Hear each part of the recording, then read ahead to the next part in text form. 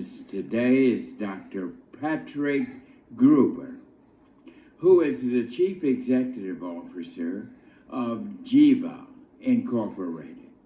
Dr. Gruber, will you begin when you are ready? Thank you, Chairman Scott and Ranking Member Thompson and all the members of this committee for the opportunity to provide testimony about renewable energy. GEVO is in the midst of commercializing drop-in hydrocarbon fuels. It's the next generation jet fuel, gasoline, and diesel fuel. Net zero hydrocarbon drop-in fuels are what the marketplace is interested in, and so that's what we're all about. Now, in order to achieve net zero fuels and chemicals, you need to do two things. One is replace the carbon by which that fuel is made, and then replace the fossil-based energy that is used in the production process. Now, here's a concrete example. We're in the midst of designing our first world-scale net zero fuel plant up in Lake Preston, South Dakota. We call it Net Zero 1. It's expected to be operational in 2025. The total projected financed installed cost is expected to be about $900 million. It'll take in about 35 million bushels per year of climate-smart corn. This is low-till, no-till corn. It'll produce about 430 million pounds of protein and feed products. It's a very large amount. 30 million pounds of oil, and 50 million gallons of net zero jet fuel, 10 million gallons of gasoline and diesel fuel will all be products from this plant. Now, we're doing something unusual up there.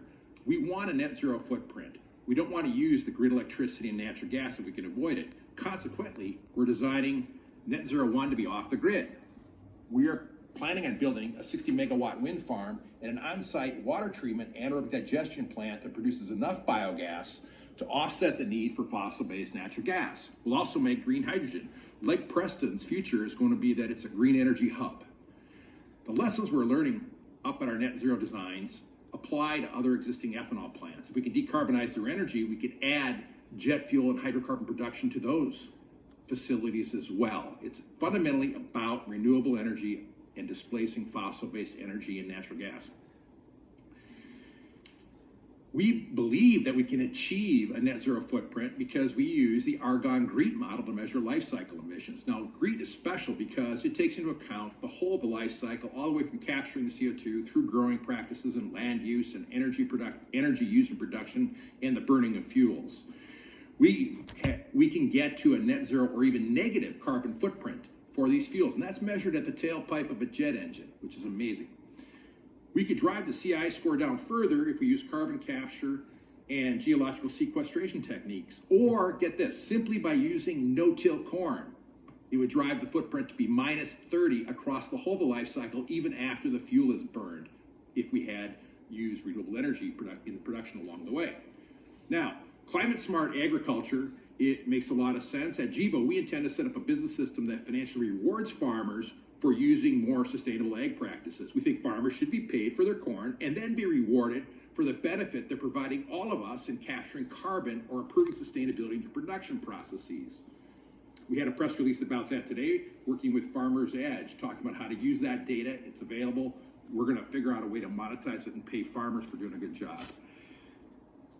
Because we get paid by lowering carbon scores, improving the carbon emissions, eliminating fossil-based carbon, and there's lots of carbon accounting models used around the world. We need to use the best. That's the Argonne GREET model. It's the gold standard. It's the foundation for others.